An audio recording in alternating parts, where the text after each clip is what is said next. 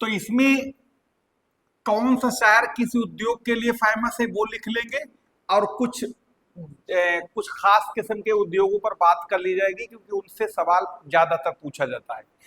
अगर आप इनको देखोगे कि जैसे लोहा, जितनी भी इंडस्ट्री हैं उनमें सबसे पहले तो नोट करके लिख लो कि जो आयरन इंडस्ट्री यानी आयरन एंड स्टील, इसको कहा जाता है सभी उद्योगों की जननी या सभी उद्योगों की अम्मा।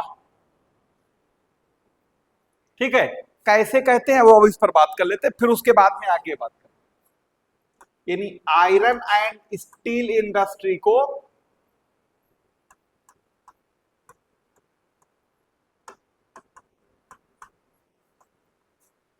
इसको कहते हैं आधारभूत उद्योग, यानी इसको बेसिक इंडस्ट्री भी कह सकते हो, या अन्य इंडस्ट्री सबके सब डिपेंड करती इसी के ऊपर। कैसे डिपेंड करती है जरा उस पर थोड़ी सी बात कर लेते हैं। ठीक है, देखो ऐसे समझो कि हमने ये पहले ये कहा कि यानी जो आयरन एंड स्टील जो इंडस्ट्री है इसे सभी उद्योगों के लिए एक तरीके से आधारभूत यानी बेसिक इंडस्ट्री कहा जाता है, या यूं कह लो सभी उद्योगों की जननी है। अब कैसे, अगर मान लो आप एक पेन बनाने का कारखाना लगाना चाहते हैं जिससे आप लोग लिखते हो पेन, तो पेन तब बनेगा, ये बिना स्टील के पेन बन सकता है? हम कहते हैं सब कुछ फाइबर का या प्लास्टिक का ले आओगे, इसका जो पॉइंट है ये तो स्टील का है, इसके बिना भी नहीं काम चलेगा। या मान लो कोई भी दुनिया का एक सिंगल ऐसा एग्जांपल बता दो जिसमें स्टील का यूज ना हो। जैसे मान लो जो आपकी वो सिरिंज होती है, डिस्पोजल जो सिरिंज नहीं होती, उसमें भी सब कुछ प्लास्टिक होती है लेकिन नीडल उसकी भी लोहे की है ना। कुछ भी ले लो, यानी कोई भी दुनिया में इंडस्ट्री अगर आप लगाना चाहो तो वो बिना लोहे के बनती नहीं। इसीलिए जो लोहा यानी आयरन एंड स्टील इंडस्ट्री खुद अपने आप में जो है ये अन्य उद्योगों के लिए एक तरीके से बेस का काम करती है।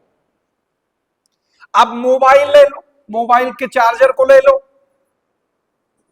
कुछ भी ऐसी चीज ले लो जिसमें यहां तक कि तुम कोई लकड़ी का फर्नीचर ले लो, उसमें भी बिना कील या बिना उसके कहां चल फर्नीचर भी बनता है ना। तो इसलिए इसको कहा जाता है अन्य उद्योगों की जननी या अन्य उद्योगों की मां कह लो या आधारभूत उद्योग कह लो, या जितने भी इंडस्ट्री हैं वो एक तरीके से वो सारी की सारी डिपेंड किस पर करती हैं? स्टील पर। कोई भी ले लो दुनिया का किसी भी उसका। ठीक है, अब आ जाओ। अरे ये तो हमने सिर्फ आपको ये बताया कि पेन बनाने में निब का इस्तेमाल होता, लेकिन पेन बनाने के लिए मशीनें चाहिए होंगी ना। अब मशीन तो सब लोहे की होंगी, वो तो खाली पेन की बात कर रहे थे। इसी तरीके से दुनिया का कोई चीज बनाओगे उसके लिए मशीन के बिना नहीं बनती, और मशीन काहे की होगी? लोहे की। प्लस रॉ मटेरियल में भी ये यूज हो रहा है।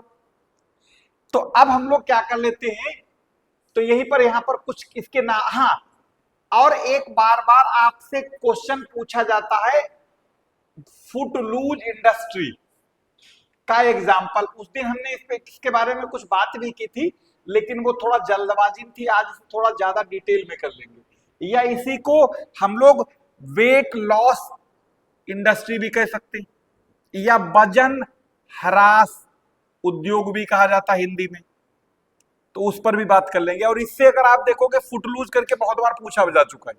ठीक है, तो पूछता है फुटलूज इंडस्ट्री का एग्जाम्पल इनमें से कौन सा नहीं है और कौन सा है। याद रखना जितने भारी भरकम इंडस्ट्री हैं वो कोई भी फुटलूज के एग्जाम्पल नहीं है। ठीक, फुटलूज एक एग्जाम्पल वही होते हैं जो पूरी दुनिया में चाहे जहां लगा दो कोई फर्क ना पड़े।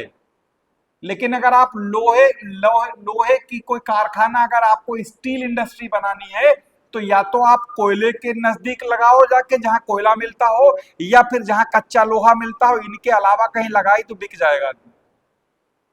ठीक, तो इसी पर बात कर लेंगे आगे। तो एक काम कर लेते हैं, सबसे पहले हम लोग यहाँ पर कुछ इंडस्ट्री और उसके कुछ सिटीज के बारे में पहले थोड़ा सा लिख लेते हैं साथ में, और कुछ खास खास, ऐसे बहुत सारे मिलेंगे पूरे भारत में, लेकिन सबकी नहीं, कुछ की। ठीक है, तो सबसे पहले यूपी से शुरू कर लिया जाए। चलो लिख लेते हैं यूपी से, कुछ के नाम थोड़ा जल्दी में, देर ना करिए, लिखने में जल्दी करिए। सबसे पहले कानपुर से शुरू करो, ठीक है। और एक लाइन सुनो, अगर कभी भी किसी पूछा जाए ये यूपी के किसी सिटी की खूबी पूछे, मतलब पूछे इंडस्ट्री ये कहाँ की है, अगर कहीं ना शहर मालूम तो कानपुर लगा देना, क्योंकि ज्यादातर बहुत है वहां पर, बहुत ज्यादा। इसलिए जब अगर ना मालूम हो तो हमेशा तराजू का पलड़ा जिधर नीचा हो उधर बैठो, जिधर संभावना ज्यादा हो सही करने की। अब तुम रामपुर लगा दिए कहीं, तुम्हें एक वो चाकू कभी बनता तब शायद वो भी नहीं बनता। ठीक है, हाँ, या फिर यहां लगा लो कटोरे के लिए। हाँ चलो, तो हाँ क्या कर रहे थे, आगे कानपुर लिख लिया। एक नहीं ढेर सारे कामा लगा के लिखते चलिए, इनमें से कोई आए तो आप कानपुर के साथ मिलान कर दीजिए। तो सबसे पहले लिख लो टेक्सटाइल, सूती वस्त्र उद्योग।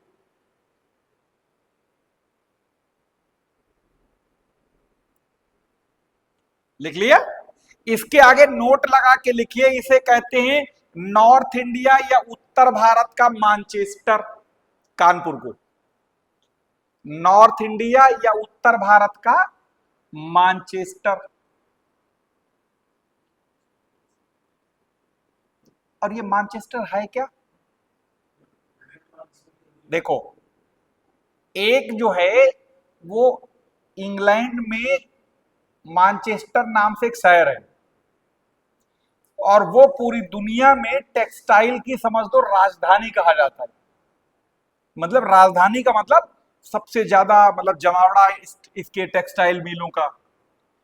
और अब क्या हुआ कि पूरी दुनिया में जहां जहां पर टेक्सटाइल इंडस्ट्री ज्यादा डोमिनेट करती थी, तो उससे उसकी कंपेयर की जाने लगी। जैसे भारत का मानचेस्टर अहमदाबाद, दक्षिण भारत का मानचेस्टर कोयम्बटूर, उत्तर भारत या यूपी का मानचेस्टर कानपुर, इसी तरीके से पाकिस्तान का मानचेस्टर कराची, जापान का मानचेस्टर कुछ और, इंग्लैंड और पता लगा ओसाका, या जैसे आपका मान लो चीन का मानचेस्टर संघाई, किसी पता लगा, हर एक का कहीं कहीं कंपेयर करने के लिए वो एक शहर काफी है।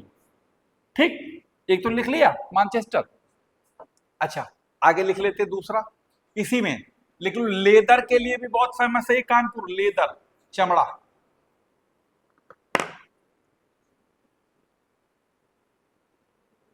ठीक, ऑर्डिनेंस, ऑर्डिनेंस फैक्ट्री भी है यहां पर, जिसे हिंदी में आयुध निर्माण कारखाना कहेंगे। हाँ, इससे अच्छा अंग्रेजी वाला ऑर्डिनेंस लिख लो हिंदी में,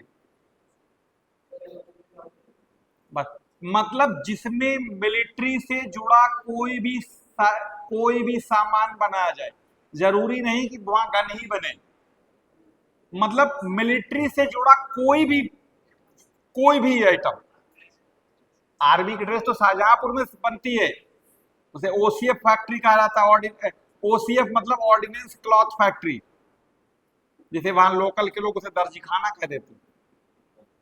शाहजहांपुर में ऑर्डिनेंस फैक्ट्री है, उसमें ड्रेस तैयार होती। जैसे जबलपुर में जो ऑर्डिनेंस फैक्ट्री, उसमें मिलिट्री की गाड़ियां बनती, तो कहीं पता लगा कोई राइफल बन रही, तो कहीं कुछ बन रहा है, कहीं कुछ बन रहा, मतलब मिलिट्री से जुड़ा कोई भी साजो सामान बने वो सब ऑर्डिनेंस फैक्ट्री। ठीक, चलिए उसके बाद अगला लिख लो, लेदर लिख लिया, और ये लिख लो यहां पर एक आर्टिफिशियल बॉडी पार्ट्स का भी कोई कारखाना है, जिसे कृत्रिम अंग बनाने का कारखाना, कृत्रिम अंग। जैसे ना देखो कई कुछ बेचारे बहुत सारे लोग होते हैं जिनके पता लगा पैर कट गया किसी वजह से, तो वो एक लगाए चलने के लिए, उनको सपोर्ट करने के लिए वो मतलब आर्टिफिशियल लगाए चलते ना, बहुत सारे बेचारे दिख जाते हैं देखो। ठीक है, और यहां पर कुछ और चीजें लिख लो, यहां लिख लो सेंट्रल पल्सेज रिसर्च इंस्टीट्यूट है, यानी केंद्रीय दलहन अनुसंधान केंद्र, पूरे भारत लेवल का, छोटा मोटा नहीं। हाँ, यानी केंद्रीय दलहन अनुसंधान केंद्र कानपुर में, ये भी है रिसर्च सेंटर है बहुत बड़ा। यानी पूरे भारत की दलहन का रिसर्च सेंटर सबसे बड़ा कानपुर में है। अरे भाई भारत का बता रहे हैं, यूपी नहीं। हाँ, दलहन अनुसंधान केंद्र यानी pulses research institute, Kanpur university देखी, छत्रपति साहू महाराज देखी नहीं, कानपुर यूनिवर्सिटी का गेट और दलहन रिसर्च सेंटर का गेट आमने सामने, बीच में बस रोड है। एक दो बार वहां यूनिवर्सिटी जाना हुआ था कानपुर, तो वो सामने पड़ता है, आमने सामने दोनों। ठीक, लिख लिया। यानी दलहन रिसर्च सेंटर भी हो गया। और एक लिख लो जेके टेम्पल है, ये भी एग्जाम में खूब पूछा जाता है अब। हाँ, जेके टेम्पल कानपुर, कई बार वो दे देते ना कुछ मंदिर या कुछ दरगाहों के नाम, फिर वो सिटी दिखा देंगे कि आपको मिलान करना। हालांकि कोई इंडस्ट्री में नहीं जाएगा, इसे अलग नोट करके लिखिएगा, क्योंकि ये एग्जाम में कई बार मिलाने को आया, इसलिए ये बता दिया। ठीक, अब आ जाओ थोड़ा दूसरे पे। अब आ जाओ फिरोजाबाद, सबको पता होगा, क्या बताओ उसके लिए, यही चूड़ी। लेकिन चूड़ी से बेहतर है वहां पर लिखेंगे कांच उद्योग, कांच इंडस्ट्री, क्योंकि चूड़ी में सिर्फ एक लिमिटेड चीज में सिमट के रह जाएंगे। और जब कांच इंडस्ट्री बोला तो इसके कंचे भी बनते, इसके ग्लास भी बनते, इससे और डेकोरेशन के बहुत सारे चीजें बनती, और चूड़ियां भी बनती हैं। चूड़ियां आजकल देखो पहनते कौन है, बहुत रेयर केस में लोग पहनते हैं, शहर गांव में लोग पहनते हैं, शहर वाले पहनना है। हाँ, नहीं नहीं, वो पहनते ही नहीं आजकल ज्यादा। ठीक है, हाँ, क्या हुआ है, क्या कहा? हाँ, चलिए। अरे नहीं, इस टॉपिक से जितना जल्दी दूर हटे हटो ना, वरना कुछ पता लगा। हाँ, आगे क्या लिखा था? हाँ, उसके बाद आ जाओ अगले पर, मेरठ, जल्दी। यहां पर लिख लेंगे स्पोर्ट सामग्री, यानी खेल के सामान, खेल के, खेल सामग्री। आप देखते हो कई बार बड़े बड़े इंटरनेशनल प्लेयर जैसे वो आते हैं, बैट मंगाते हैं यहाँ से, बहुत ये बढ़िया बल्ले बनते हैं। हाँ, अब सस्ते महंगे तो नहीं मालूम, लेकिन जैसे कई बार यहाँ देसी छोड़ो विदेशी प्लेयर खरीदने के लिए आते हैं, अब बहुत फेमस है यहाँ का बैट वगैरह। ठीक, लिख लिया आगे। हाँ, उसके बाद में आगे और लिखे, ये फिर लिख लो झांसी। यहां पर आपके जो ट्रांसफार्मर बनते, ट्रांसफार्मर जो है बिजली वाले, हाँ, झांसी।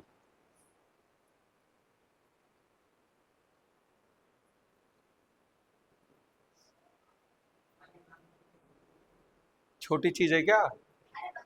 हाँ, नहीं नहीं, और यहां पर एक रिसर्च सेंटर है, वो रिसर्च सेंटर ढूंढ के हमें बताइएगा आपने। आगे लिखो मथुरा, मथुरा, मथुरा यूपी की एकमात्र ऑयल रिफाइनरी है, यानी उत्तर प्रदेश की एकमात्र तेल शोधक शाला।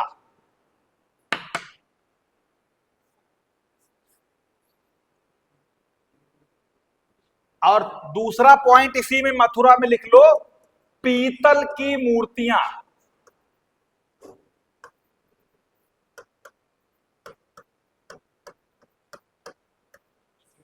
जी, ठीक। अब बाकी आपको पता है धार्मिक नगरी है, उसकी तो बात ही नहीं। ठीक है, अगला आ जाओ आगरा। हम लोग इंडस्ट्री लिख रहे हैं, लेकिन उसके अलावा अगर उससे जुड़ा हुआ कोई अहम पॉइंट है उसे अलग से लिखेंगे। ठीक है, इंडस्ट्री। तो यहां आगरा का सबसे फेमस उद्योग क्या है? हाँ, पेठा बताओगे तुम लोग, हाँ, हमें मालूम था, जैसी सोच वैसे बात करोगे। चमड़ा लिखो,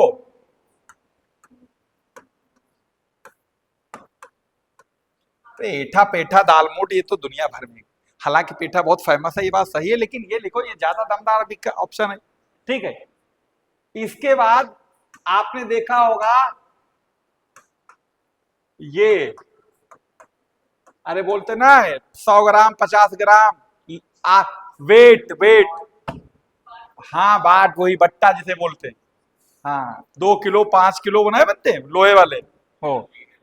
हाँ गांव में तो ईटा नाप लेते। ठीक है, लिख लिया। अच्छा हाँ, मेन चीज ये बहुत फेमस है। अब बाकी पेठा तो सबको ही पता है, उसकी कोई बहुत ज्यादा हमें समझ जरूरत नहीं बताने की है। ठीक है। और बाकी ताजमहल कोई इंडस्ट्री नहीं, वो तो वो एक बिल्डिंग है, उसकी बात क्या करें। खैर, आगे आ जाओ। इसमें लिख लो सीतापुर, जल्दी जी। दरी चदरा लिख लो। नहीं मजाक नहीं, बहुत बनती है दरी चादर। हाँ दरी, मेन चीज दरी।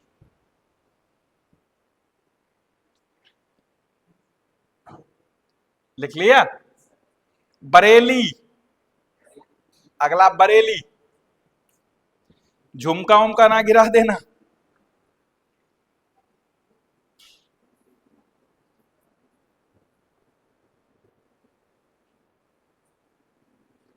ठीक है, बरेली में लिख लो रबर। रबर। माचिस उद्योग।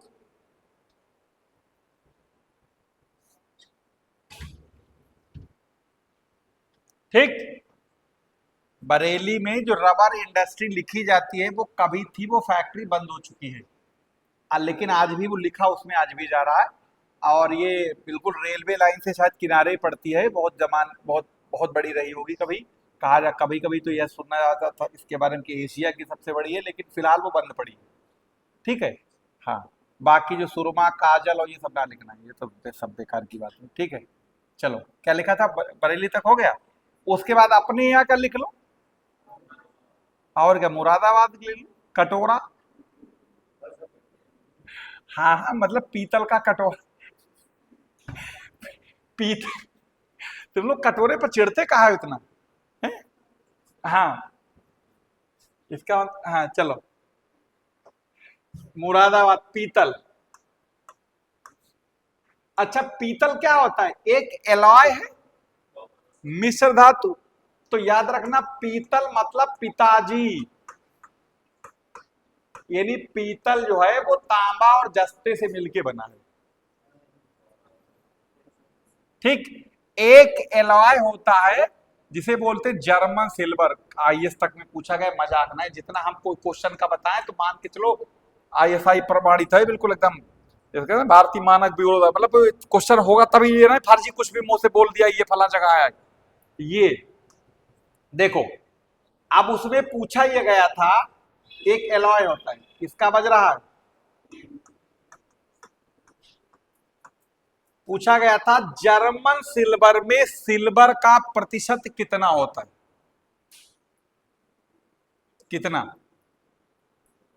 हम्म, इसमें होता ही नहीं है ना। इसीलिए कहते कई बार आंखों की देखी और कानों की सुनी बात झूठ लगती है। आपको तो लग रहा है ये सिल्वर लिखा ही हुआ है, तो सिल्वर तो होगा ही होगा। इसमें होता ही नहीं सिल्वर। और इस बात को बहुत ही कम लोग लगाएंगे, जिन्हें मालूम है वही लगाएंगे, वरना जिसे तुक्का लगाना है वो सिल्वर के साथ तो पक्का जाएगा। इसमें होता क्या है, ध्यान रखना, इसमें तीन चीजें होती हैं। और वो तीन चीजें कैसे याद रखोगे, जीभ निकालता कुत्ता। देखा होगा गर्मी में कुत्ता खूब जीभ निकालता है, इसका मतलब ये जिंक होता है, इसका मतलब निकेल होता है, और इसका मतलब कॉपर होता है। इसमें कॉपर लगभग 50% अकेले है, बाकी इनमें से किसी एक का 15 और एक का 35 रेशियो है। इसे एलॉय है, यानी जिंक कॉपर और निकल मिलके बनता जर्मन सिल्वर। ये काम किस में आता है हमें नहीं मालूम, लेकिन ये एलॉय है, और इसमें किस किस चीज से मिलके बना ये मालूम। ठीक। तो ये ध्यान रखना, जैसे इसका बताए थे, तो ये ध्यान रखना, इसमें पूछ लेता, कई बार पूछ लेते इनमें क्या चीज होता है या क्या नहीं होता है।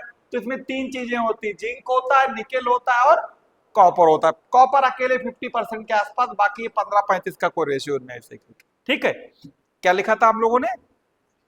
हाँ, ये जो अभी मुरादाबाद लिख रहे थे ना, पीतल, लिख लो। अगला लिख लो,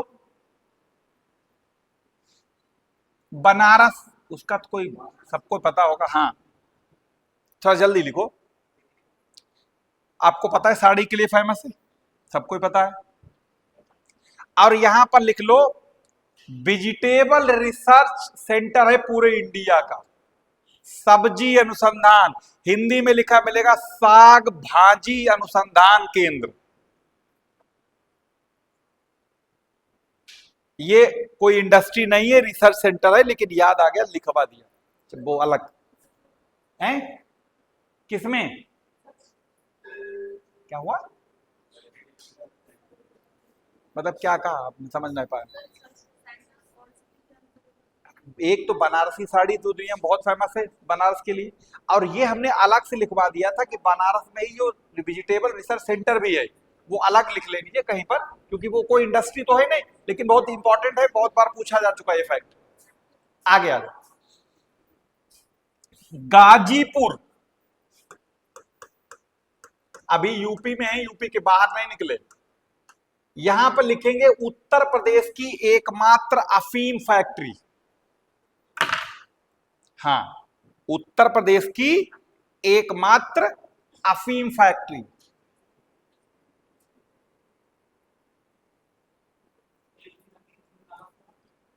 अफीम शाहजहांपुर में भी होता है, था कभी को, बाराबंकी में अभी भी खूब होता है। मिली सबसे ज्यादा बाराबंकी में। क्या है? आप बताने, हमें बरेली नहीं मालूम, लेकिन शाहजहांपुर का जो एक आपका फरुखाबाद से जो एरिया लगा हुआ है, जैसे जलालाबाद तहसील, उधर बताया जाता था। और बाराबंकी में तो कंफर्म है, होता है आज भी। अब इधर बंद हो गया, पता नहीं, फिलहाल उधर अब पता नहीं। खैर, लिख लिया गाजीपुर, और यहीं पर नोट करके लिख लीजिए, गवर्नर जनरल लॉर्ड कार्नवालिस की कब्र भी गाजीपुर में है। ये वही गाजीपुर है जहां पर ये गवर्नर जनरल लॉर्ड कार्नवालिस की कब्र, इकलौता गवर्नर जनरल है जिसकी कब्र भारत में है, वो यही।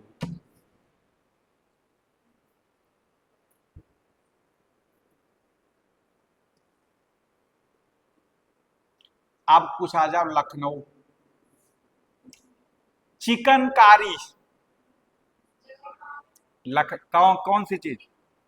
लखनऊ अगला, उसके इंडस्ट्री। हाँ, लखनऊ चिकन, मुर्गे वाला नहीं, वो कपड़े कपड़े जो, हाँ, जरदोजी जिसे बोलते हैं, कढ़ाई। हाँ, चिकन कढ़ाई, वो वाला चिकन कढ़ाई नहीं।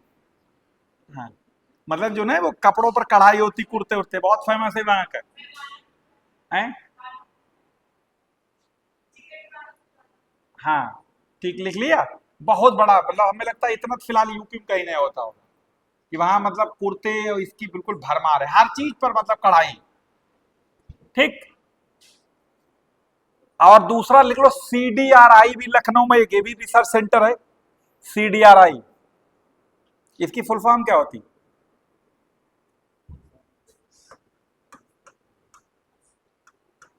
सेंट्रल ड्रग रिसर्च इंस्टीट्यूट, केंद्रीय औषधि अनुसंधान संस्थान।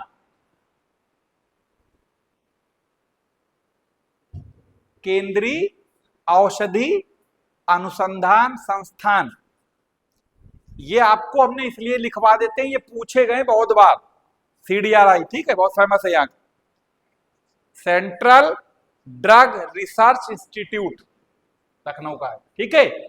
और जैसे एक इंस्टीट्यूट है, बाकी लखनऊ की जो है तहजीब तो कहा जाता है, फिलहाल इंडिया में बहुत मशहूर है, कि पता लगा लोग लड़ाई भी करते हैं तो तहजीब के साथ। हाँ है।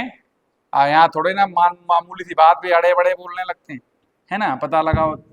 हाँ नहीं, लखनऊ की जैसी कल्चर वाकई, और या तो हैदराबाद में भले मिलता हो, कहा जाता है, पता नहीं ऐसा है कि नहीं, लेकिन लखनऊ की जो, अब हालांकि हर जगह बाहर के लोगों के बसने की वजह से वहां पर जो है काफी, मतलब बातचीत में बदलाव आया। वहां का जो लोकल का बिल्कुल एकदम 24 कैरेट लखनवी है वाला, उसकी बातचीत आज भी बहुत अच्छी होगी, है ना। वहां पता लगा कोई अगर गालियां भी देंगे तो वो भी पता लगा तमीज से। हाँ,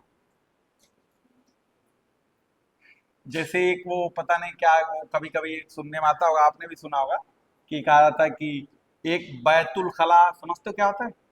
बैतुल खला टॉयलेट को कहते हैं उर्दू का। बैतुल खला के बाहर लिखा था कि आपको बड़ा अदब और एहतराम के साथ आपको जो है आपसे यानी बड़े अदब और एहतराम के साथ आपसे गुजारिश है कि आप जो है क्या था आगे हम भूल गए, वो उसमें ये था कि मतलब हाँ आप यानी क्या करने के बाद अपनी जो है वो ना छोड़े और जाते जाते इस पर जो है अपने किए दरे पर पानी डाल दें। मतलब वो हम भूल रहे हैं, वो मतलब बड़ा लोग वो पता नहीं क्या है, खैर ऐसा करके है कुछ, हम भूल गए, चलिए ठीक है, ये लिख लिया। अगला आ जाते हैं। उन्नाव। उन्नाव, उन्नाव।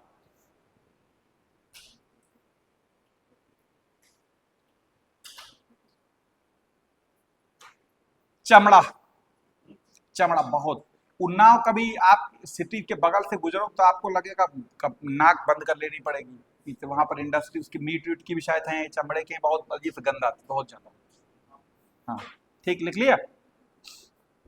ये शहर के बाहर है, शहर के अंदर और पता नहीं क्या हाल हो जाए। लिख लिया। अब आ जाते हम लोग यूपी से बाहर भी थोड़ा निकलते। अब आ जाओ जबलपुर, थोड़ा अब स्पीड बढ़ा दो। ठीक, जबलपुर।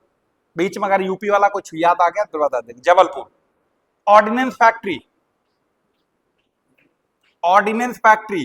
अभी अभी बताया तो ऑर्डिनेंस फैक्ट्री वही वाली जहां ट्रक बनता गाड़ी आर्मी का। हाँ, आर्मी की गाड़ी हो कभी उस पर गौर करके देखना, स्टिकर कहीं लगा होगा जबलपुर लिखा होगा, हमने कई पर खुद लिखा देखा। ठीक है, लिख लिया। नेपा नगर, इसका तो नाम सुने होगा, अगर नहीं सुना जान लो फिर तुमने कुछ भी नहीं सुना। भारत का पहला अखबारी कागज कारखाना, यानी जिस पर पेपर छपता है, भारत का पहला अखबारी कागज कारखाना नेपानगर। अगला लिखो कटनी। जल्दी। ये किस लिए फेमस है? सीमेंट के लिए। सीमेंट। इतने एग्जाम्पल लिख लेना, पेपर मिला लेना, आपको 90% पूरा यकीन के साथ करें कहीं कहीं एग्जाम मिलेंगे जरूर, क्योंकि इतने याद ही थे हमें, बहुत याद। कटनी लिख लिया। उसके बाद अगला लिख लो,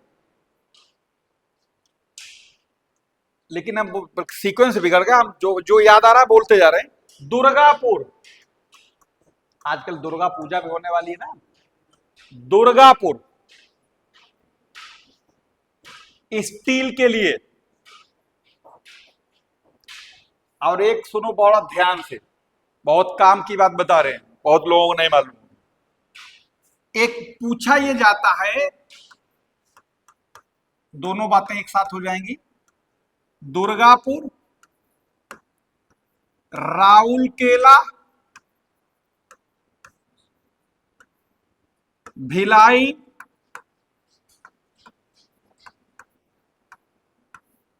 ठीक, बोकारो,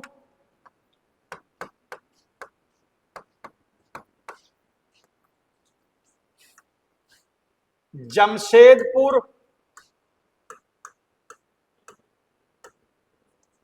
विशाखापट्टनम,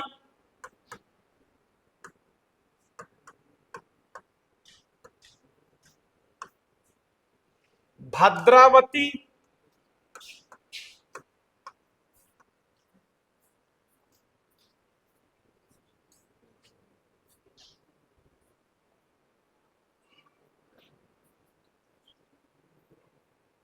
सेलम। ये जितने भी आपने बोर्ड पर नाम लिखे देखे हैं, ये सारे के सारे आयरन एंड स्टील हैं। अभी हम इनके नाम आगे 21 स्टेट देखो, आयरन एंड स्टील यानी लौ और इस्पात, यानी ये भद्रावती, सेलम, विशाखापट्टनम, जमशेदपुर, दुर्गापुर, राउरकेला, भिलाई, बोकारो। अब जरा इनकी लोकेशन भी सुन लो। पश्चिम बंगाल, उड़ीसा, ठीक, छत्तीसगढ़, बोकारो झारखंड में है,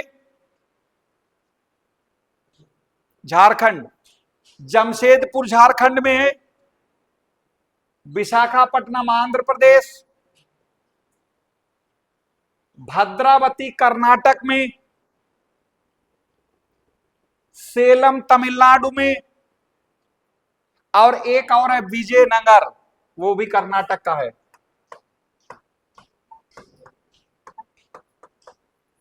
ये जितने भी नाम आपने देखे अपने बोर्ड पर, ये सब किसके हैं?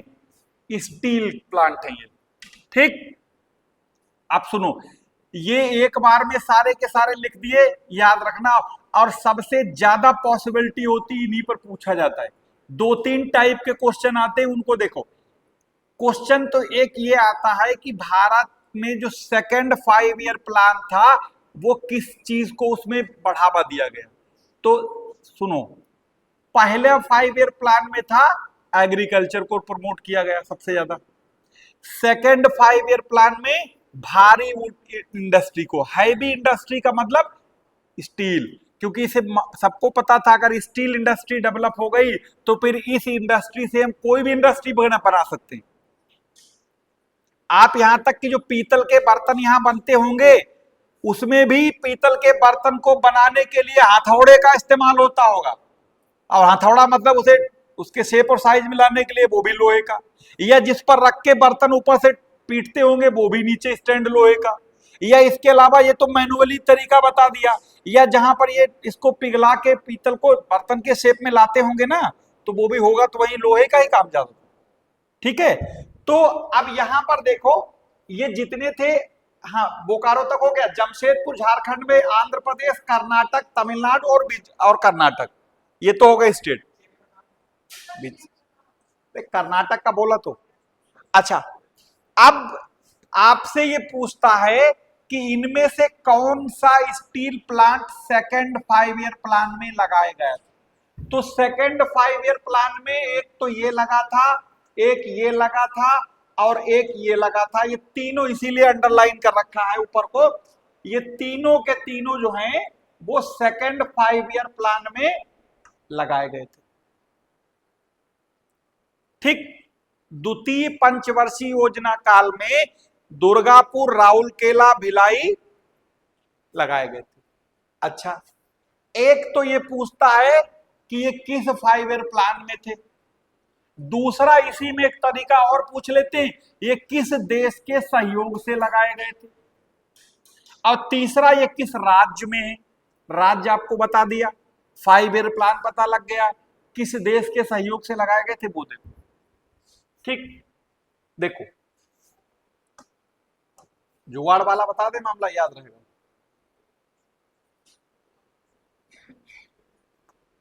देखो, बचपन में बीसीआर देखा था, वो इतनी बड़ी कैसेट लगती थी, शाम को 4 बजे दोपहर में धूप में घेर के बैठ जाते जगह, ठीक है। या जैसे जिसके घर चल रहा है तो उसके घर जमीन में बैठो, थूक भी नहीं सकते, बंद कर देगा वो। और अगर उसका लड़का तुम्हारे साथ क्रिकेट में खेलता है तो आउट है, फिर भी नहीं आउट बताओगे, है ना। तो अभी बताएंगे, इसका लिख लो रोग, प्रेम रोग वाला नहीं।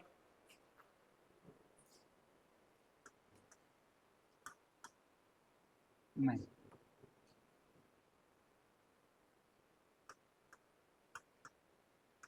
देखो कैसे याद रखो, डी बी स्क्वायर का मतलब डी एक डी है और बी दो है, यही तो हुआ। एक डी का मतलब होगा दुर्गापुर, और बी दो है।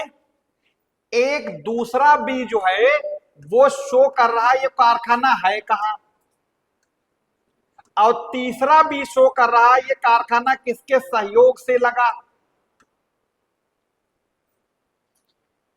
पहला वाला बी, डी मतलब दुर्गापुर, बी फॉर बंगाल और बी फॉर ब्रिटेन।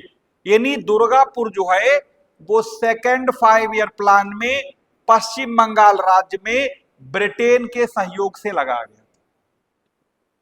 ठीक, डेट देख लेना, शायद 1959 है शायद। अच्छा, अब राउरकेला को देखो, ये रोग का मतलब, आर का मतलब क्या है यहां पर, आर का मतलब है पहला वाला आर जो है इसका मतलब है राउरकेला,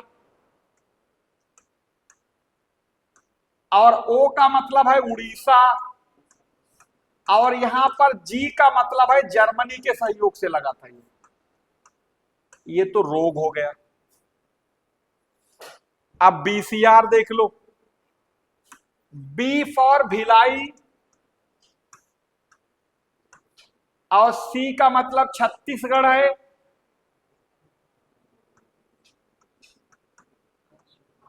और आर का मतलब रूस है, यानी ये कारखाना रूस के सहयोग से लगाया गया था। बीसीआर हो गया। ठीक, सारे के सारे स्टील वाले। अब बोकारो को लिख लो, ये लगा था तीसरी पंचवर्षीय योजना काल में, रूस के सहयोग से लगा था, झारखंड में है, 1964 में बना था शायद। बोकारो तीसरी पंचवर्षीय योजना काल में लगाया गया था, और ये कहां है, झारखंड में है। बाकी जिस हैं रूस के सहयोग से। ठीक, ये जितने नाम बताए ये बराबर पूछे गए इसलिए। अच्छा, ये जो इनमें क्या करना है, अब इधर आ जाओ, इनकी सबकी कोई ना कोई खूबियां हैं। ये योजना पंचवर्षीय योजना भूल जाओ, इनमें नहीं। ये जमशेदपुर जो है वो कहलाता है भारत का पिट्सबर्ग, नोट करके लिख लो, जमशेदपुर भारत का पिट्सबर्ग कहलाता है। ये क्या होता है पिट्सबर्ग है, क्या है, भारत का पिट्सबर्ग कहलाता है। पिट्सबर्ग मालूम क्यों कहते हैं, अमेरिका का एक शहर है पिट्सबर्ग, जो पूरे दुनिया में स्टील के लिए विख्यात है। जैसे मैनचेस्टर पूरी दुनिया में टेक्सटाइल के लिए विख्यात है, इसी तरीके से पिट्सबर्ग पूरी दुनिया में स्टील के लिए। यानी यूं कहें कि पिट्सबर्ग जो है पूरी दुनिया में स्टील की कैपिटल है, तो कोई गलत नहीं हो। अब जहां जहां ऐसे स्टील इंडस्ट्री डोमिनेट करता तो उसे उसकी कंपेयर कर दी गई, इसे भारत का पिट्सबर्ग कह दिया गया, जमशेदपुर। दूसरा पॉइंट नोट करके लिखेंगे जमशेदपुर के बारे में, ये भारत का पहला प्राइवेट सेक्टर यानी निजी क्षेत्र का स्टील कारखाना है। इसे जमशेद जी टाटा ने लगाया था 1907 में। कब, 1907 में पहला निजी क्षेत्र का कारखाना, ये झारखंड में है और स्वर्णरेखा नदी के किनारे। ठीक, अब इससे अगर थोड़ा और इस पर गंभीर मतलब डिटेल में जाओ तो एक क्वेश्चन और पूछा जाता है, लेकिन वो मतलब समझ लो फिर, या तो फिर वो बहुत ज्यादा ही कॉम्प्लिकेटेड होगा। मालूम क्या, एक ये भी पूछा, हमने क्या बताया था अभी शुरू में, जितने भी स्टील प्लांट हैं सब रॉ मटेरियल के नजदीक लगे हैं। इनमें से एक मालूम क्या पूछता है, इनमें से कौन सा स्टील प्लांट कोयले के नजदीक है, या कौन सा आयरन ओर के ज्यादा नजदीक है, या कौन सा कोलफील्ड एरिया में लगा हुआ है। और इनमें एक ऐसा है, वो बिल्कुल इससे अच्छी आइडियल कंडीशन पूरे भारत में किसी की नहीं है। यानी जितनी दो हाथ बढ़ा, जितने कोयला उठा लिया, इधर बैठा के लोहा उठा लिया, मिला लो, यानी जितनी दूर कोयला उससे है उतनी दूर उससे लोहा है, कच्चा लोहा, और वो है जमशेदपुर। जमशेदपुर जो है वो आइडियल कंडीशन पर है, यानी अगर हम इंडस्ट्री के पॉइंट ऑफ व्यू से देखें, यानी लोहा और कोयला क्षेत्र इसके बाद दोनों के जो बीचों बीच में। अब बाकी कोई तो कोयले के किनारे है तो लोहा वहां दूर दूर तक नहीं, लोहा इंपोर्ट किया मतलब कहीं से आता है, या कोई लोहे के किनारे लगा तो वहां कोयला मंगाया जाता है। अभी बताएंगे कुछ के नाम। तो जमशेदपुर इस मामले में बिल्कुल एकदम सटीक है। ठीक। अच्छा, विशाखापट्टनम के आगे लिख देंगे ये भारत का पहला कोस्टल स्टील प्लांट है, तटवर्ती।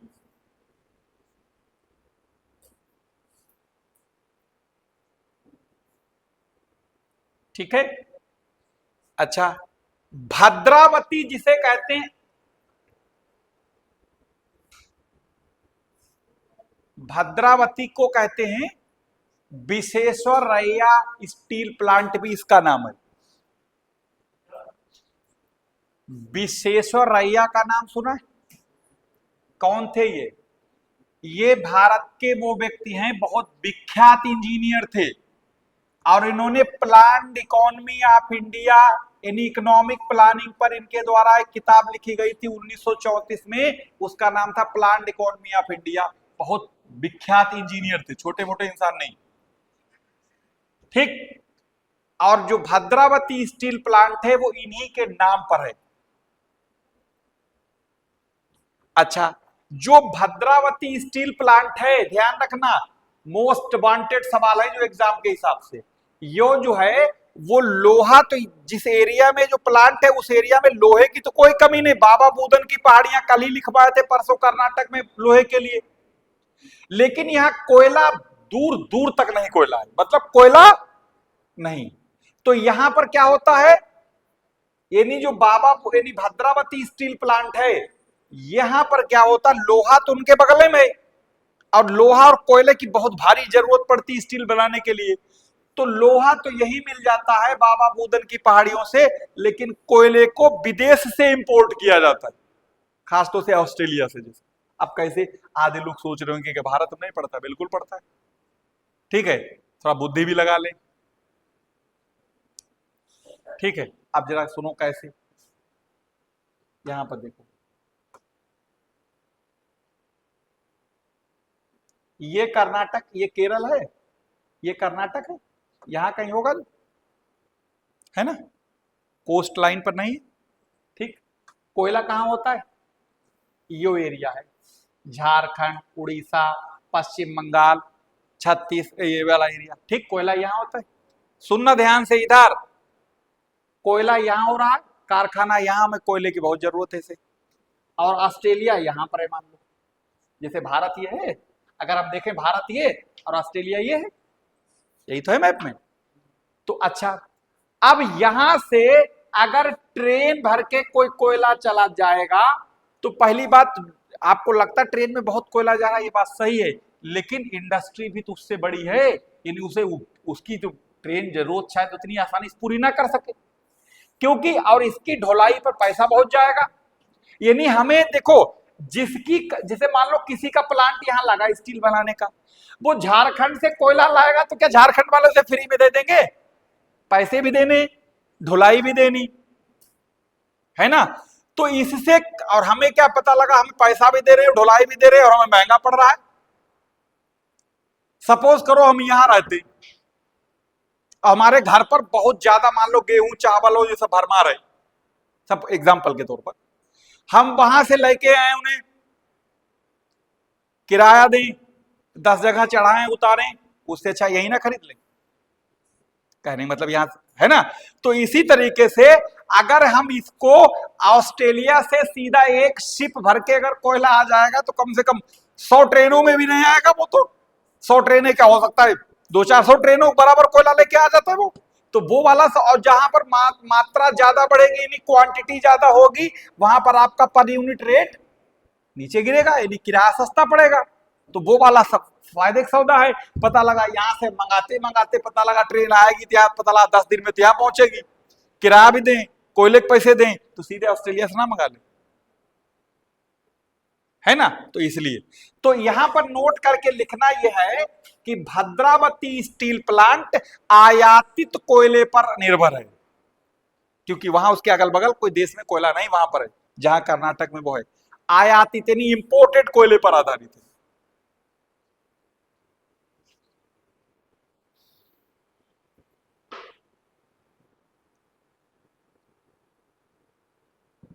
ठीक। अच्छा, दूसरा सुनो,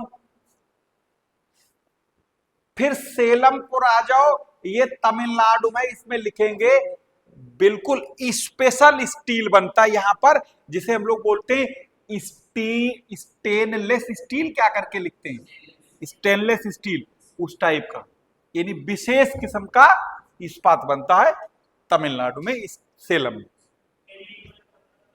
क्या? कर्नाटक।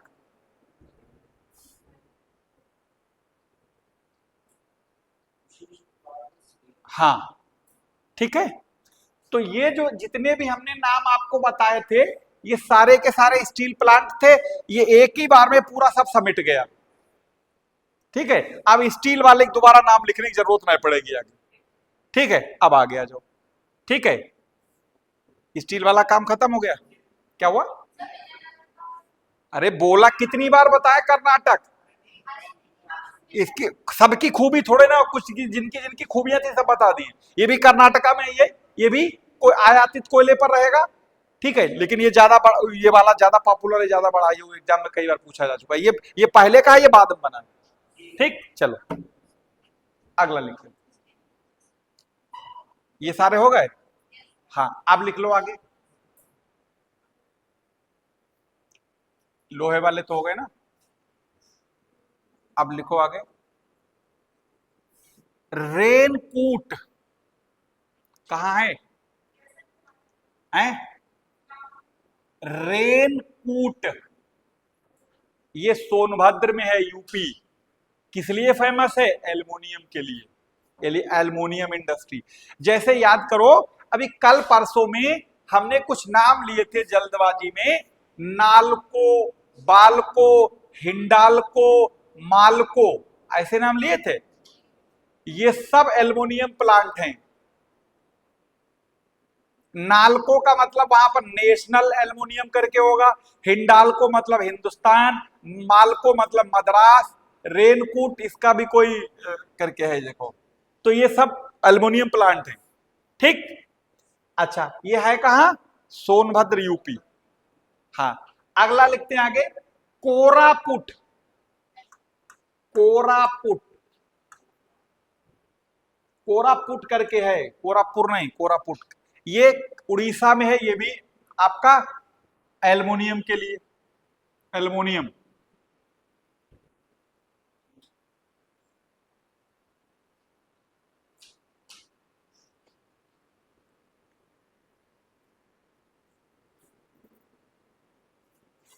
फिर लिख लो,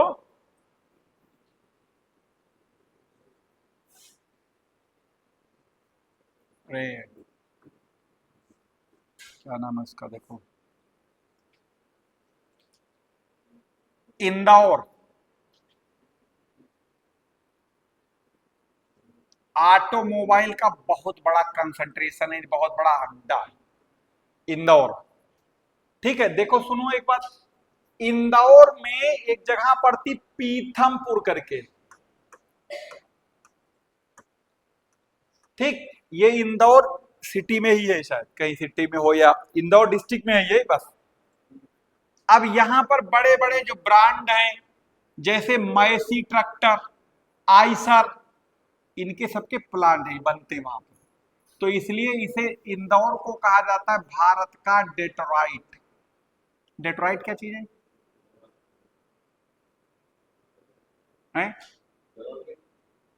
वही तो पूछने क्या है। इसे लिख लो भारत का डेट्रॉइट, फिर आगे बताएंगे क्या है। डेट्रॉइट कहा जाता है इंदौर को। हाँ, अरे बोल तो रहे, पहले लिख तो लो। अब सुनो क्या होता है। अमेरिका में 5 झीलें हैं, और उन 5 झीलों को कैसे याद रखते हैं? होम्स। अमेरिका, सुन तो लो डेट्रॉइट की कहानी बता। अमेरिका में 5 झीलें हैं, और उंगली, हाथ में उंगलियां कितनी हैं? 5। इसलिए उन सभी झीलों को फिंगर लेक्स कहा जाता है। और उनके जो नाम है, एक का नाम है ह्यूरॉन, ओंटारियो, मिशिगन, इरी और सुपीरियर, जो मीठे पानी की सबसे बड़ी झील कहलाती, ये उनके नाम है। इनमें एक जो इरी झील है, इसी के किनारे एक शहर पड़ता है डेट्रॉइट। और डेट्रॉइट पूरी दुनिया में ऑटोमोबाइल इंडस्ट्री की राजधानी कहा जाता है। जितने बड़े बड़े ब्रांड मिलेंगे पूरी दुनिया में, जनरल मोटर जो दुनिया का सबसे बड़ा ऑटोमोबाइल का नाम है, उसका भी यहीं पर है। यानी बड़े बड़े दिग्गज नाम जितने सुनते हो ऑटोमोबाइल कंपनियों में, ज्यादातर उनके हेडक्वार्टर, मुख्यालय वगैरह यही है डेट्रॉइट में। इसीलिए डेट्रॉइट जो है वो फेमस किस लिए है? किस लिए फेमस है? ऑटोमोबाइल के लिए है। सुपीरियर, अरे वो तो हमने इसे जल्दी में लिख दिया था, होम्स याद रखना, उसका शॉर्ट फॉर्म है। ठीक,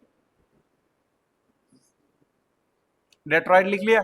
यानी डेट्रॉइट से कंपेयर की गई है और कुछ नहीं। अगला लिखते, लिख लिया ना? लिखो, लुधियाना, इसका तो नाम पता होगा, इसका जरूरत पड़ने वाली है। लुधियाना किस लिए फेमस है? ऊनी वस्त्र, बहुत सुना, पूरे गर्मी भर वो सिल के तैयार करके रखते हैं, जाड़ों में बेचते हैं। हाँ, लुधियाना यानी गर्म कपड़े के मामले बहुत फेमस है, ऊनी वस्त्र।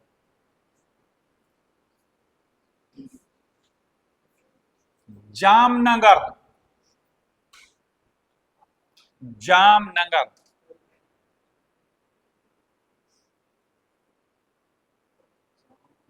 जी, यहां पर एक रिलायंस की वो है ऑयल रिफाइनरी, छोटी मोटी नहीं, मतलब हमें लगता है आप छोटी मोटी बातें छोड़ दो, पता नहीं कितनी बड़ी होगी। हाँ, एक यहाँ पर ऑयल रिफाइनरी यानी तेल शोधकशाला।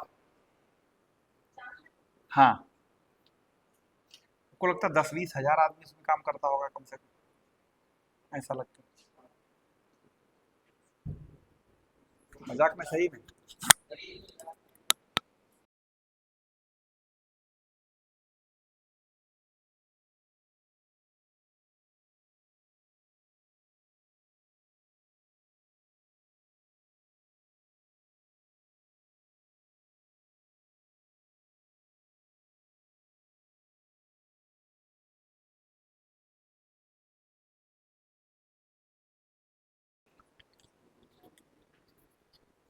ठीक, तो जामनगर लिख लिया, गुजरात में है जामनगर। ठीक, लिख लिया ना? वो लिखने, इसके आगे लिख देंगे जामनगर फेमस क्यों है, तेल शोधकशाला यानी ऑयल रिफाइनरी। कोयाली, ये भी गुजरात में है, कोयाली, ये भी oil refinery, Koyali oil refinery.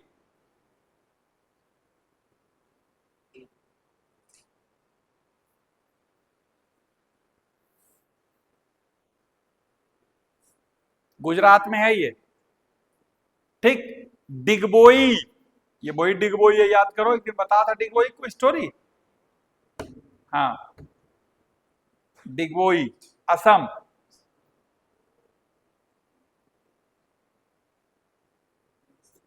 Tiruchirappalli ordnance factory, जी, ऑयल रिफाइनरी। अगला लिखो, तिरुचिरापल्ली तमिलनाडु में है।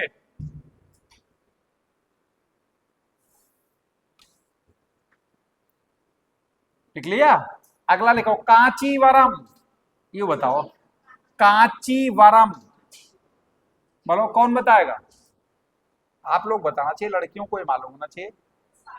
हाँ, ये लो, पहली बार किसी ने सवा सही जवाब दिया है। हाँ, साड़ी के लिए वाकई सही बात है, तभी तुमने पूछा। देखो, सुनिए, बनारस, एक मिनट बतिया लो फिर, अभी जो छूट गया हम दो बार बता देंगे एक के बजाय। बनारस, कांचीवरम और चंदेरी, ये तीन ऐसे नाम है, साड़ियां तो बहुत जगह बनती होंगी, लेकिन ये तीन है किसी परिचय के मोहताज नहीं। ये ऐसे नाम है जो देश छोड़ो विदेश तक लोग जानते हैं इनको। कांचीवरम तमिलनाडु में, चंदेरी मध्य प्रदेश में है, और ये वही चंदेरी जिसमें बाबर और मेदिनी राय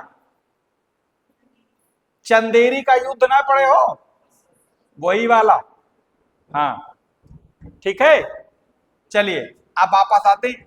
सुनो, कांचीवरम तमिलनाडु में साड़ी के लिए फेमस है, चंदेरी मध्य प्रदेश में ये भी साड़ी के लिए फेमस है, और छोटे मोटे नहीं, बहुत बड़े लेवल पर। ठीक, अगला लिखो सूरत।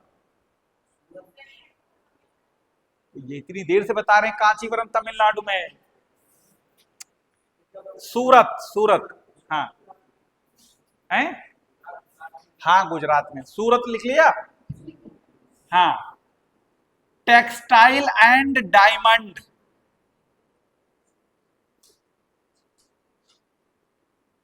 टेक्सटाइल एंड डायमंड, ठीक। अच्छा, एक बात बताइए, आप लोगों ने सुना होगा कि ये जो आप डायमंड की, जो डायमंड की बात करते हैं, तो इसको नापते काहे में है? यानी जैसे सोना नाप जाते हो लेने के लिए, तो बोलता है कि आपको 22 कैरेट चाहिए, 24 कैरेट चाहिए, कैसे? तो डायमंड को किस चीज में नापते हैं? ये भी कैरेट में ही नापा जाता है। तो डायमंड में कैरेट क्या बताता है? सोने में तो कैरेट प्योरिटी बताता है, डायमंड में बताता है इसका वजन। एक कैरेट बराबर 200 मिलीग्राम होता है हीरे के मामले में। UP PCS mains exam GS 2013 paper मिला लीजिए जाके, सेम सिर्फ डिक्टो सवाल यही मिल जाएगा कि एक कैरेट बराबर होता है हीरे के संदर्भ में, एक कैरेट बराबर तो 200 मिलीग्राम, या इसे 200 मिलीग्राम की जगह हम 2 ग्राम भी कह सकते हैं। ये 2 ग्राम ही तो होगा भाई, 200 मिलीग्राम को अगर ग्राम में बदलो 2 ही ग्राम आएंगे। हाँ बस, ठीक है। हाँ, अब बाकी इसमें जो चमक का कारण होता है वो टोटल इंटरनल रिफ्लेक्शन होता है, जिसे हिंदी में पूर्ण आंतरिक परावर्तन कहते हैं।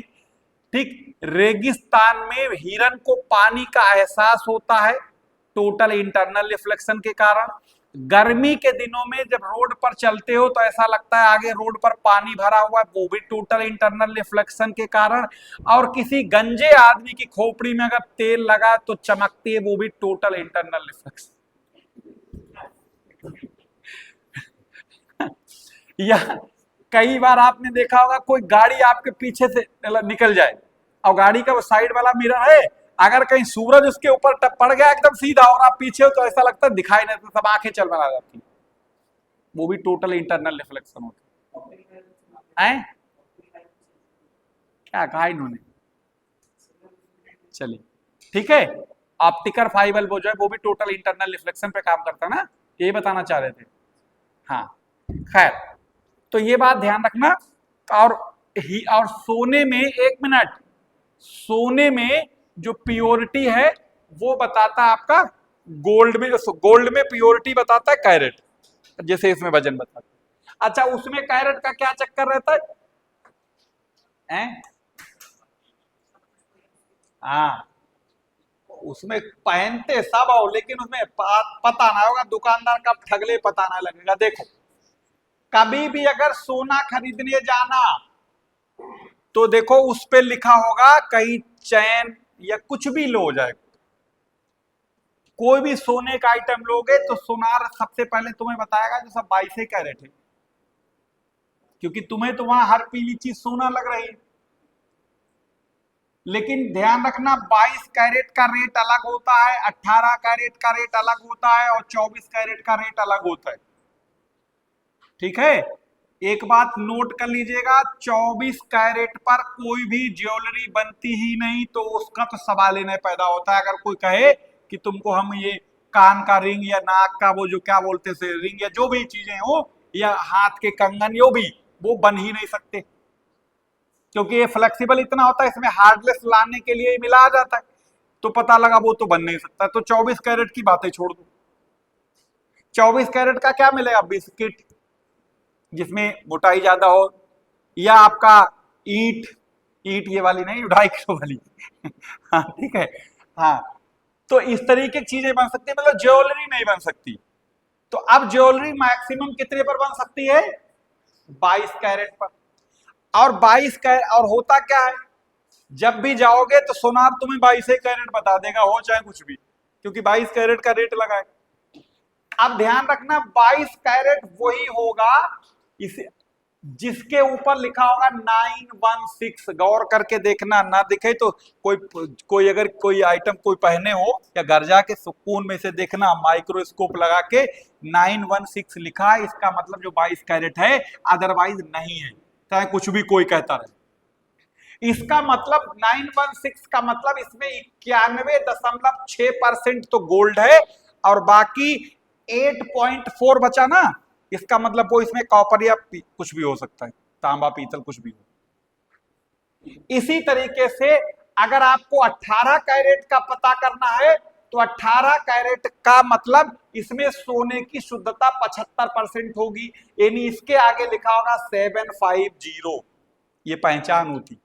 750 लिखा, इसका मतलब जो 18 कैरेट है। और एक टेट में पूछा जा चुका है कि अगर किसी भी कोई गोल्ड की उसमें अगर 18 कैरेट सोना है तो उसका प्रतिशत में बताओ कितना होगा, तो 18 कैरेट मतलब 75%। ठीक, तो इसलिए ध्यान रखना ये। और हाँ, अगर लिखा हो 958, इसका मतलब 95.8% सोना है, ये 23 कैरेट होगा। 916 22 कैरेट, यही सबसे हाईएस्ट ज्वेलरी इसी पर बन सकती है।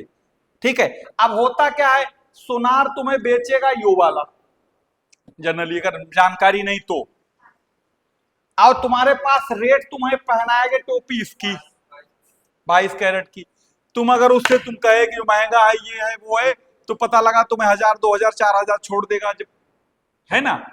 ये वाला लेके देखो, फिर तुम्हारे ऊपर मेकिंग चार्ज अलग लगेगा, जीएसटी अलग लगेगी, जितने होते सब लगेंगे, छुड़ा के देख लेना 1 रुपया। क्योंकि दुकानदार हमेशा ग्राहक को सबसे पहले वही चीज दिखाता जिसमें उसका सबसे ज्यादा मार्जिन होता है, ये बिल्कुल एकदम कड़वा सच है। अगर ये बताए तो अरे कुछ ना ऐसे होता है, ऐसे बता देगा तुम्हें, ये कुछ ना होता है, तुम्हें किसी ने गुमराह कर दिया। ठीक, तो ऐसा होता नहीं है, इसीलिए बराबर ऐड आता है, जागो ग्राहक जागो। ठीक है, नहीं वरना मूर्ख बन के चले आओगे मोटी रकम देके। और बता दें, इस पर एक बार लखनऊ में हजरतगंज में एक जुगल किशोर ज्वेलर्स हैं बहुत बड़े, एक लड़का था, उसकी शायद एंगेजमेंट वगैरह थी, वो अंगूठी लेने गया, तब ये झंझट उसी से हो गया वहीं पर, वो सब चीज को 22 कैरेट बताए। तो हमने कहा यार ऐसा तो नहीं होता, वो कहा नहीं नहीं, तुम लोगों को क्या मालूम, हम तो दिन भर यही बैठे रहते हैं। जनरली आदमी यही हवाला देता है कि हमारी तो इतनी उम्र हो गई यही करते करते, तो हमने उससे मतलब नहीं। तो हमने कहा तुम्हें इसमें दिक्कत क्या है, तो हम कूड़ा मांग रहे तो हमें कूड़ा दो, हम जिम्मेदार, पैसा हम लगा रहे तुम थोड़े लगा रहे। हमने कहा हमको ये हो दो। वो बड़ा भड़क गया इस बात को लेके, वो करा ये कुछ नहीं होता है दुनियादारी ने, हमने कहा यही चाहिए। फिर वो असल में उसके पास, फिर उन्हें बाद में ला के दिया, तो हमने बाद में उसके पास जो है जहां वो लेके ला के दिया, हमने कहा इसे में चेक करा के दो, तो वो और थोड़ा बिगड़ा, वो करा तुम तो परेशान कर रखे हो। हमने कहा नहीं, डॉक्टर से अगर बहस हो जाए तो दवाई ना लो, और मरी और दुकानदार से बहस हो जाए तो सामान ना लो, वरना कद्दू छुरी पर गिरेगा। या तो तुम अगर डॉक्टर से बहस के बाद दवाई ली ऊपर, और नहीं तो तुम्हारी जेब कटनी तय है। हमने अब ना लेंगे, तुमसे बहसबाजी ठीक ठाक हो गई। तो इसके लिए कैरेटोमीटर इंस्ट्रूमेंट होता है, बड़े सोनार के पास होता है, छोटों पास नहीं होगा। तो हमने इसे अब हमें चेक करा के दो, तुम क्या मालूम कोई पीछे मोहर लगा लाया होगा अंदर कि देखो भरोसा करो तो जी किसी पर अच्छा खासा, और नहीं करो तो बिल्कुल नहीं, ये अधका चला वाला हिसाब नहीं। तो हमने अब तो ना लेना इसे। फिर उसे कैरेटोमीटर को ले जाकर चेक कराई। कैरेटोमीटर वो हमें लगा जैसे प्रिंटर ना होते हैं, जैसे फोटो कॉपी करते हैं, जैसे हटा वो फोटो पेज रखा वो, तो वो एक ऐसा कुछ हमें लग रहा था, कुछ इसी तरीके इसी साइज का। वो एक लैपटॉप से कनेक्ट था, जैसे उसने उसमें अंगूठी रखी और ऊपर से वो ढक्कन बंद किया, थोड़ी देर बाद जैसे ना मोबाइल में होता प्लीज वेट, वो स्कैन होना शुरू कर देता है, तो वो स्कैन होता रहा। फिर जैसे होता ना कि मॉनिटर पे, इसमें सोने को क्या बोलते हैं, एजी ना, नहीं एयू, एयू, किसी को पीबी बोलते हैं शायद, क्या शीशे को क्या बोलते हैं? हाँ, ऐसे इसी तरीके से चांदी को क्या बोलते हैं? एजी। ऐसे सिंबल नीचे थे, उनके आगे परसेंटेज थोड़ी देर बना, ऐसे घूमता रहा और तुरंत इसके आगे जो सोने वाला था उसके आगे यू लिख के नंबर आ गया। तो हमने अब ठीक है, लेकिन हमने कहा यार जो उसके पास एक लड़का अपने आप पहले थे, हमने यूं चेक कर लो, कोई ऐसा नहीं कि जो सब इसकी मशीन दबाई देता रहेगा, क्योंकि भरम ज्यादा बैठ गया था। तो उसका वो 18 कैरेट का निकला जो वो पहने खुद का था। तब जाके हमने कहा अब इसका पक्का बिल बना दो। वो कहा अरे जीएसटी पड़ जाने पढ़ने तो कम से कम बाद में नहीं बनना, तो मुकर जाओगे, हमारे यहाँ सही नहीं पता लगा कुछ गड़बड़ी हुई। और फिर जीएसटी है तो टैक्स सरकार को जा रहा है, किसी बंदे को थोड़े जा रहा है। खैर कुल मिला के तो ध्यान रखना, आगे से ही जानकारी भी बता दी आपको। 916 का मतलब यही होता है आपका 22 कैरेट में, ठीक है। बाकी कहे कुछ भी होता नहीं, वो कुछ भी कहता रहे, ठीक है। अरे सारी कथा शुरू खत्म हो गई, तुम्हें अभी यही नहीं पता लगा। हाँ, कैसे निकलेगा देखो, कहा तुम तो लोग। हाँ, ये कासिम देखो, 24 कैरेट बराबर 100% होता है, हाँ कि ना। 1 कैरेट बराबर 100/24। इसको जब काटोगे तो 4.16 करके कुछ ऐसे आता है, ये परसेंटेज निकल गया 1 कैरेट का। तो बाकी अब निकाल लो बच्ची का, ठीक, ठीक है। हाँ, ऐसे कोहिनूर हीरा है, उसके बारे में कहा जाता है वो कैरेट में नापते, उसे वजन होता है उसका। चलिए आगे लिखते हैं। कोहिनूर हीरा कहां से मिला? गोलकुंडा की खान से, आंध्र प्रदेश की गोलकुंडा की खान से मिला था। चलो वापस आते हैं, बहुत देर बात हो गई इस पर, ठीक है। क्या लिखा था हम लोगों ने? हाँ, सूरत, ये जाना जाता है डायमंड के लिए, और दूसरा टेक्सटाइल के लिए। अब आगे आ जाओ, अहमदाबाद। अहमदाबाद ये किस लिए फेमस है? अरे भाई इसके लिए तो शुरुआत से बता रहे, टेक्सटाइल, इसे भी बताने की जरूरत है, इसे भारत का मानचेस्टर कहते।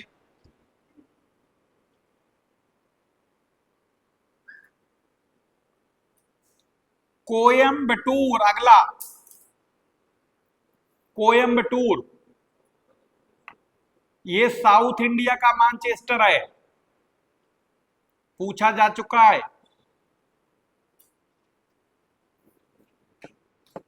बहुत बढ़िया शहर है, हम जा चुके हैं यहाँ सही में। ऊटी, जब जैसे आपको मैसूरी जाना है तो देहरादून जाना जरूरी है, मतलब और भी रास्ते होंगे हमें नहीं मालूम, लेकिन मेनली देहरादून से रास्ता जाता है मैसूरी को। इसी तरीके से अगर ऊटी जाना है तो कोयम्बटूर से जाना है। कोयम्बटूर एक मिलियन सिटी है, ऊटी हम लोग गए ना तो वही तब कोयम्बटूर में स्टे किया, तब जा वहां पता लगा। कोयम्बटूर में तो पंखे चल रहे थे अक्टूबर में, भयंकर पसीना बह रहा है। ऊटी पहुंचे तो लग रहा हो रहा है, यानी दांत लड़ने लगे। करीब करीब 2500 मीटर, 2500 मीटर की ऊंचाई पर है लगभग ऊटी। वही दोदा बेटा चोटी पर भी गए थे, जिसको आपने लिखवाया था हमने, नीलगिरी पहाड़ियों पर मिलती है, और टोडा जनजाति, वो भी 2695 मीटर, जो आज भी हमें वही याद है। 2634 मीटर दोदा बेटा की ऊंचाई। हाँ, उस पर गए थे, चोटी पर भी गए थे, इसलिए वहां पर एक वो लगा था ना बोर्ड, उस पर लिखा था, जहां तक नजर जाती सब चाय दिखती थी। और यूपी का आदमी कभी दुनिया में कहीं सीधा रह नहीं सकता। हाँ, तो अपनी पहचान छोड़ेगा जाएगा। एक आदमी गलत करे पूरे सबको सुनना पड़ता है। हम कॉलेज की तरफ से टूर गया था, ज्योग्राफी में जाता, तो वहां पर क्या हुआ, ऊटी में एक बहुत बड़ी झील थी जिस पर बोटिंग करते लोग ना, और उस पूरे वहां पर झील के अगल बगल जो पार्क था वो हमने किसी पिक्चर में देखा, तो उसमें एक मीनाक्षी नाम की कोई हीरोइन रही, वो उसमें वो पिक्चर में वो हीरोइन थी, और वो हमने सेम टू सेम डिक्टो तस्वीर देखी थी वो उसी फिल्म में। और ऐसे हिल स्टेशन में तो शूटिंग वैसे होती। खैर जो भी हो, देखा होगा एक जैसे इस टाइम सेब का चलन चल रहा, तो एक वो टमाटर जैसे सेब आते छोटे छोटे, वो वाला वहां ऊटी में बेच रहा था कोई उसी झील के किनारे। अच्छा, किसी भी टूरिस्ट प्लेस पर कभी भी किसी को ऊट पटांग ना बोलो, क्योंकि टूरिस्ट प्लेस जिस जगह का वो है वहां का छोड़ के कहीं का भी आदमी हो सकता है वहां। आप ये ना सोचो कि जो है आगरा में जो है वो सब यूपी वाले वहां मिलेंगे, ताजमहल के इर्द गिर्द वहां बहुत ही हो सकते हैं, या जैसे किसी भी हिल स्टेशन पर। वो जो है वो जो छोटे वाले सेब जो बेच रहा था वो था मध्य प्रदेश का आदमी। और ढेर सारे थे। और हमारे लोग साथ में जो लड़के गए थे वो कुछ उसमें होते ना कैपिटल एच टाइप के। कोई भी मध्य प्रदेश को पार करा, जैसे महाराष्ट्र को इंटर करे, जो मिलता था बेचने वाला ट्रेन में आ जाए, कहीं पर हो जाए, ऐसी ऐसी गाली, जैसे तिरंगा में राजकुमार कहता था ना ऐसी सजा देंगे गेटा स्वामी, ना किसी मरी अपराधी को मिली होगी, ना किसी कानून की किताब में लिखी होगी, ऐसी ऐसी गाली जो सामने बद्दो आदमी को मालूम नहीं क्या करे, जिसको देखो वो गाली। पूछो क्या मिलता, का मजा आता, क्या ये समझ नहीं पाता, मतलब उसका काम ही था। और हमने एक दिन बताया था आपको, कपास दही मलाई के धोखे कपास खा जाता है इंसान, कभी परसों नहीं था। अब मध्य प्रदेश का वो था बेचने वाला, और ऊटी में झील करीब 22-25 आदमी थे, उसमें क्लास की मैक्सिमम लड़कियां भी थी, और 2-3 लड़के थे जिनका यही काम कर था, वो यही सब खुराफात हर जगह, और उन्होंने भी उसे वही बढ़िया वाली गाली दे दी। अब वो तो मध्य प्रदेश का था, और मध्य प्रदेश वाले हम लोगों जैसा बोलते सुनते, उसने रखी टोकरी, पकड़ा कॉलर, मार तमाचो, जैसे होता ना वो रोबोट पिक्चर आई थी ना उसकी, ऐश्वर्या राय का, और वो साउथ वाला हीरो क्या नाम था, रजनीकांत, वो कहता स्टार्ट बोल थप्पड़ मारना का बंद। अब मार थप्पड़, लड़कियों के सामने मुख लाल हो गया, और उनकी इतनी इंसल्ट हुई, दोबारा कभी लखनऊ तक सर मुंह ना उठा। और उसके चक्कर में अगल बगल जो हम लोग थे दाया बाया हट गए, अरे पता लगा गाली तुम दे रहे हो, दूसरा काहे मार खाया यार, तुम्हारा तो परमानेंट काम ही बन गया, जहां देखो गाली, बस का कंडक्टर उसे गाली, क्योंकि वो तो तमिल वाले, उन्हें समझ में आता नहीं, ये समझे जैसे सारे सबको गाली दे रहे हैं, इसको भी दे ले, लेकिन वो था यूपी वाला, मतलब एमपी का, तो वो वहां पर मामला फंस गया। तो इसी किसी भी टूरिस्ट प्लेस पर जरूरी नहीं कि आप जिस जगह का है वहां के ही आदमी सारा, क्योंकि बहुत बहुत अलग अलग टाइप के लोग घूमने आते। अब फिर उसने बाद में मारने के बाद फिर यूपी बिहारी वालों कम से कम 2000 गालियां अलग से दी, कहा तुम लोग जहां जाओगे यही करोगे, मतलब करा एक बंदे ने, मार भी पड़ी और बेइज्जती अलग करवाई पूरी यूपी की। तो कुछ लोग होते ना वो सुधरने वाले नहीं होते, वो इसीलिए जैसे होता ना पूंछ से जो कंपेयर की गई वो कहीं भी और वो टेढ़ी रहेगी, कुछ उसमें होते, सब नहीं होते, सारे लोग खराब कहीं के नहीं होते, लेकिन कुछ लोग होते हैं जिनके वजह से वो बदनाम सब हो जाते हैं। अब उसने कितना सबको सुनाया, अगर अगल बगल कोई थोड़ा, भाई उनकी मेजोरिटी बहुत होती वहां, तो और अगर बोलते और मार पड़ती सब पर, इसलिए बाकी लोग खिसक के कैसे पिट जाते। सही भी है, कम से कम खुराफात ज्यादा कर रहे थे ना, जहां देखो गाली। तमिल को तो तमिलनाडु में तो उसको बस वालों तो पता नहीं कितनी गाली देता रोज, ड्राइवर को, कंडक्टर को, उसे समझ में वो हंसता था ड्राइवर, तो इन्हें और हमने कहा क्या मालूम ये तुम्हें भी दे रहा हो, इसकी भी तो कोई गारंटी नहीं। लेकिन कुछ लोग होते हैं ना वो सोचते हैं कि हम बहुत बड़े बलवान हैं। खैर हम लोग कहाँ से था, क्या बात कर रहे थे, कोयम्बटूर की बात कर रहे थे, तो ये बड़ा रोमांचक घटना थी ये कोयम्बटूर वाली। हाँ लिख ले टेक्सटाइल के लिए, आगे लिख लेते हैं आगे। तमिलनाडु में बहुत बड़ा शहर है भाई, ले आगे लिखते हैं, अगला ये लिख लिया ना, पुणे, पुणे पुणे महाराष्ट्र, ये भी ऑटोमोबाइल के लिए भी यहाँ पर भी खूब बनता है, जो बोलोरो वगैरह का प्लांट यहाँ पर भी है। और यहाँ पर मेडिसिन बहुत बनती है, आपने देखा होगा दवाइयों पर देखो ना, बहुत सारी यहाँ पर, कानपुर में भी बहुत सारी मेडिसिन बनती है। हाँ ठीक है, लिख लिया। श्रीनगर, अब श्रीनगर में क्या बनेगा अंदाजा लगा लो, सीधी सी बात है, गर्म कपड़े है ना, ऊनी वस्त्र लिख लो। हाँ, और एक नाम आपने सुना होगा पश्मीना का, हाँ शॉल होती है, ठीक है, असल में पश्मीना शॉल फेमस है। पश्मीना भेड़ होती, बकरी होती, क्या होती, बकरी की प्रजाति है पश्मीना, उसके ऊन से तैयार की जाती है।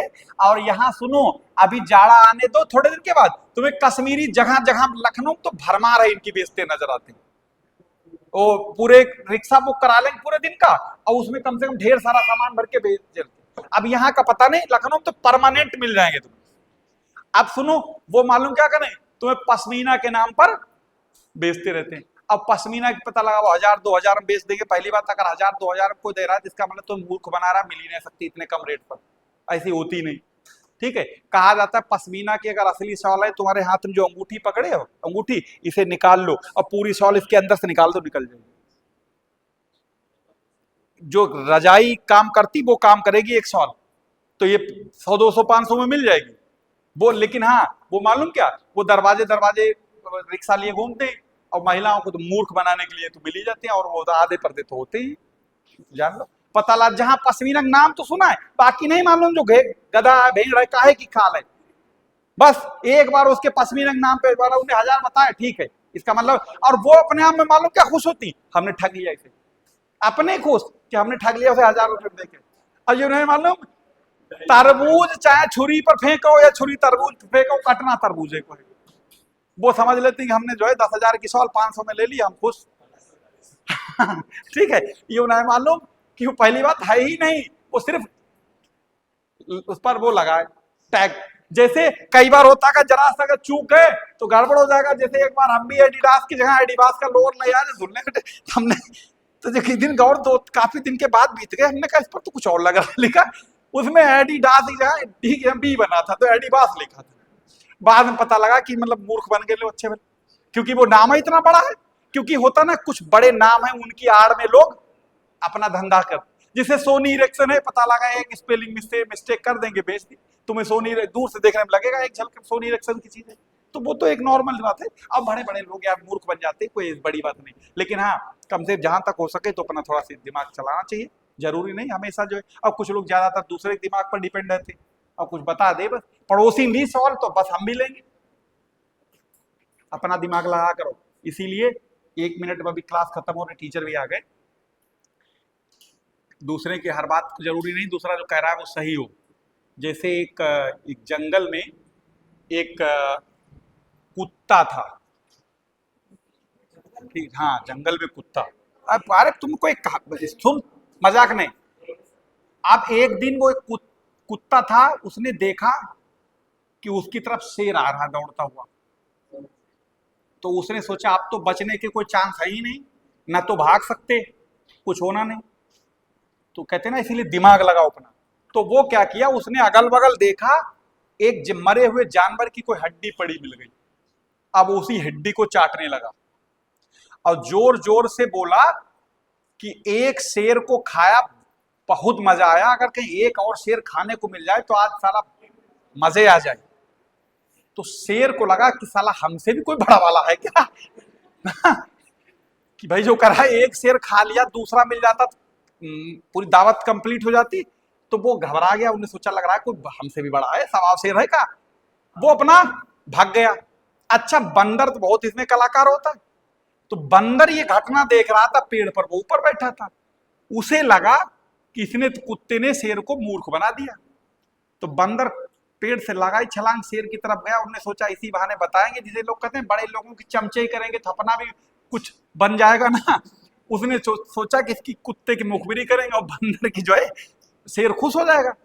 उसने बताया गया कि महाराज जिसे तुम कुछ और समझ रहे हो वो तो कुत्ता है।